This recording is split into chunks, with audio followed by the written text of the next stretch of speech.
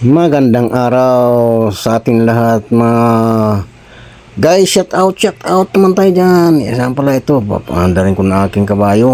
May tawag na yung aking anak, tapos na daw ang check up nila sa taas. Na dito kasi ako sa basement 4 ng St. Luke's Taguig, BGC Taguig mga guys. Wala full parking kasi rito, kaya dito ako sa punta sa basement 4. Tambay na ako sa sakyan, hindi man lang nakaparking. Ito hindi nakaparking, may bayad pa rin ito mga guys. Palabas na ako tapos na daw ang check up nila, ang vaccine ng apo ko na 4 months old.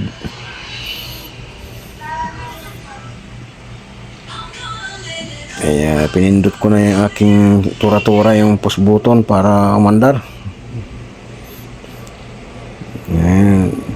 Ibang klase naman ito ngayon. Wala nang susi-susi, mga ano, push button na lang.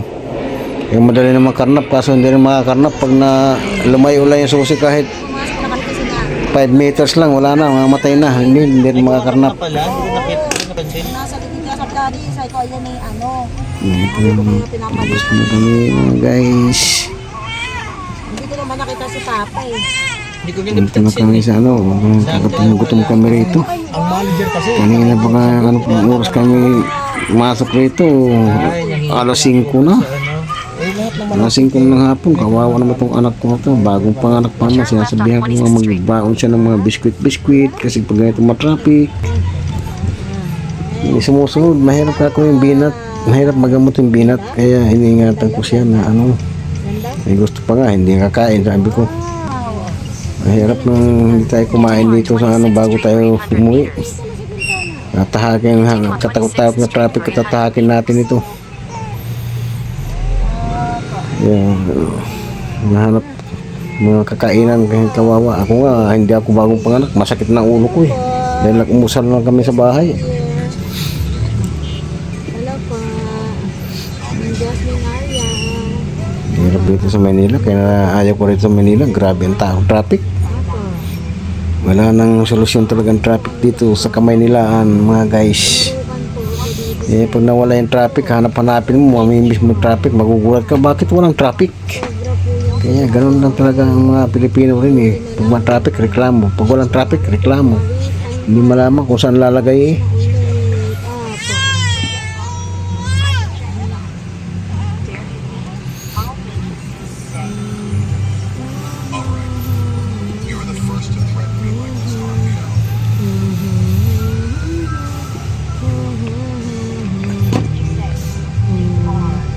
Kung yung Commonwealth Avenue nga, ang laki-laki 6 lane nagka-traffic pa rin dito. Pa kaya nga 3 lane lang. Sus Maria. Kadami yung bulyo masakyan dito. Bulyo talaga masakyan dito mga guys. Nahirap dito sa Pinas, grabe traffic. Kung sana nang develop pa lang, ginawa ng 10 lane agad yung 1 lane ng kasada kabilaan, di sana ganito ang traffic ngayon. Kahit sabihin na puro skyway, kaya yung 10 pala pang skyway na yan, wala pa rin, gastos lang.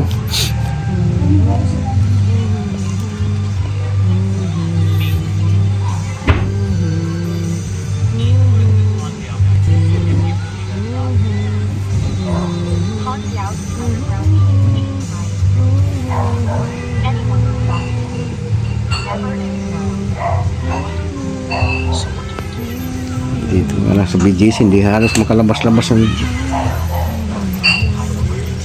ilang kilometro yung paikot-ikutin mo yung BGC. Tagal makalabas. Sobrang traffic.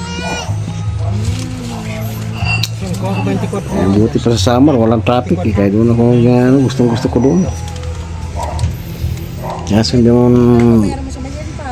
pwede na doon lang tayo sa summer pag may kailangan tayo dito sa Maynila. Makakuha kayo dito sa machine. Pupunta rin ang pupunta dahil kailangan. 17. Marami akong kukunin pa Sa Webes pa, punta kayo ni Vision Police Clearance. Ngayon, na lang kasi yung Sandra Engrave na, may engrave nga doon, nakaparking, naka-waiting din. Oo. Nalagyan ng sticker. Ah, meron doon? Mayroon, naka-sticker dyan. Isa, ipalalagyan mo. Yoko. Oo. Wag, hindi namin. Hindi na matatanggal yun eh. Papagipaint yun, di ba? Pag Sana gano'n. kasi 12,000 monthly. Kaya lang. Ay, may ano yan, may bayad? Oo, sabi 12K. Ang pangit lang kasi to, eh, baka mamaya pag pinagipaint ulit yung kotse, Didikit kasi yung ano noon, yung dikit niya, didikit. Kaya medyo ano yun. Umayaw pa na pangit.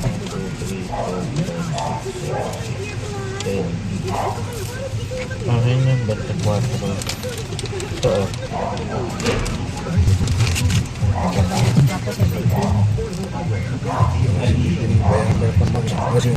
Ay, 17 kasama niyo yung mga inanamot na dito. So, Gina talaga kami mga guys. Ay, mga Ang yung anak kong bagong panganak. Yan talaga ako ng hirap yung binat. tracking, just parang Eh, ganun. Dapat ito yung inano na natin si, ano? Kaya di ba dapat ba natin? 200 meters, turn left on Gilly Kasi,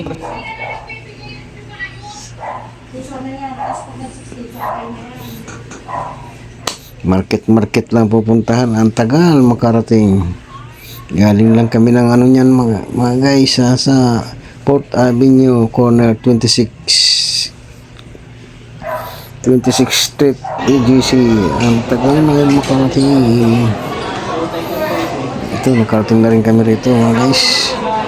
Habang nag-aantay ng aming order dito sa market. Ay, kumuha muna ako ng ano. Video muna mga guys. Habang natin ang aming food. Para mapawi lang yung aking nararamdaman nga sakit ng ulo sa gutom.